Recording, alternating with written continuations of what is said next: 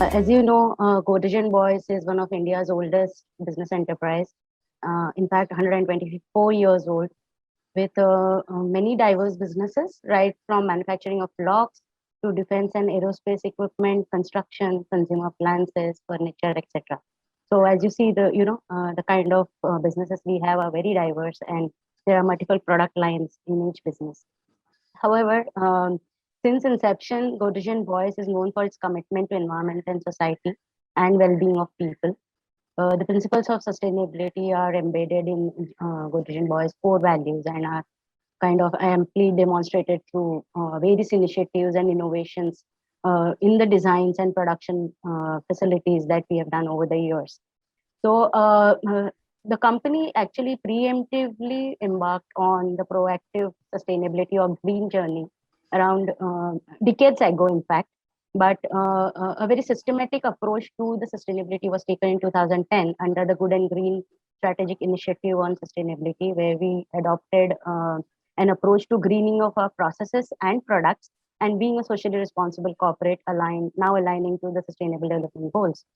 So over that decade, we have crossed many encouraging milestones, like Godrej and Boys was the first company to introduce CFC, HFC, and HCFC-free refrigerators in the market. The first company in the world to produce air conditioners that have zero ODP potential and minimal global warming potential refrigerants. GNB or Godrej and Boys has pioneered and introduced the concept of green buildings by partnering with CII and USAID to build the first platinum rated green building in India under the USGBC LEED certification and named CII Saurabhji Godrej Green Business Center in Hyderabad, which houses the headquarters of Indian Green Building Council. Godrej was instrumental in leading the Green Co ratings by the CII Saurabhji Godrej Green Business Center. 11 of its manufacturing units are Green Co rated, where two of them are Platinum Plus rated, Plus rated and Platinum rated. And on the environmental indicators under the Good and Green, we have achieved our set targets for the decade, that is reducing our specific energy and water consumption by over 50%. We have been a water positive manufacturing organization since 2016.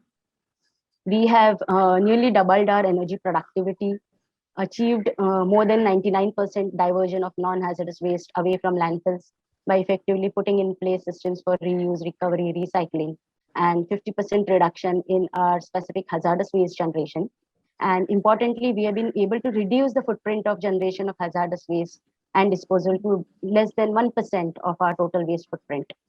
About 15% of our energy portfolio comes from renewables on-site renewables, and we have achieved 45% reduction in our carbon intensity, and as well as offsetting around 50% of our carbon footprint for both scope 1 and 2.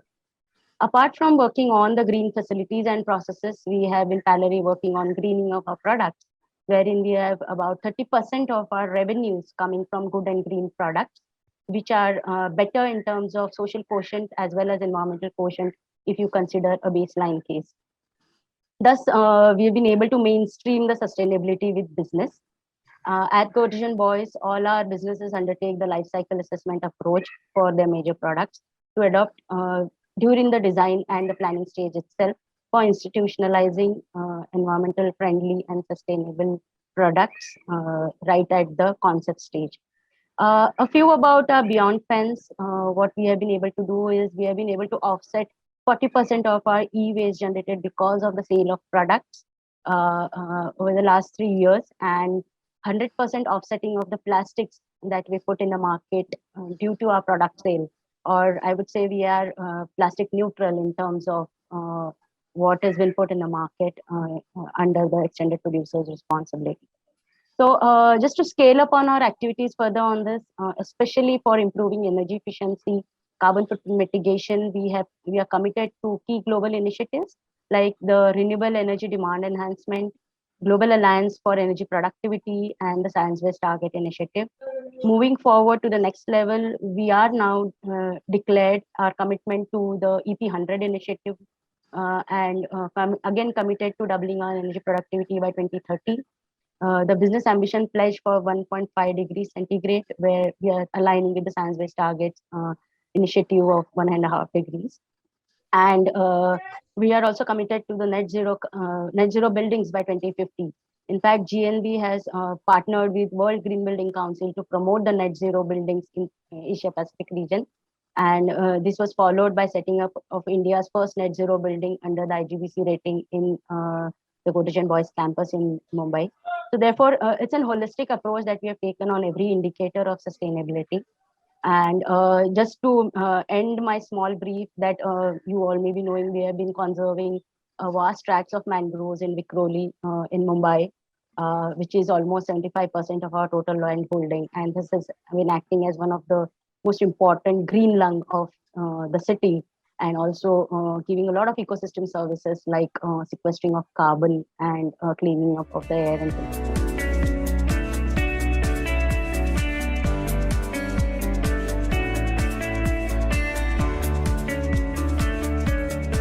Similar to the manufacturing, we have a mix of thermal and electricity or electrical energy, where 60% of our energy is coming from the electrical side and around 40% from the thermal.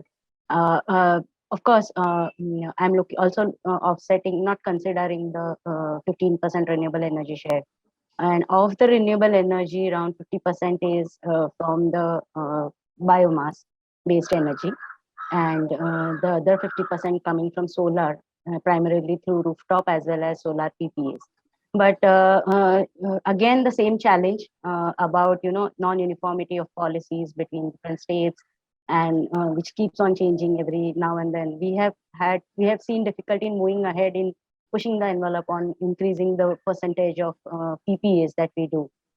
Uh, However, what we do is actually every new facility that we are designing, we are considering the concept of net zero for all the three indicators of energy, water, and waste, in terms of how do we do it, maximize the utilization of potential of the site, as well as what do we do beyond the fence to keep this at neutral.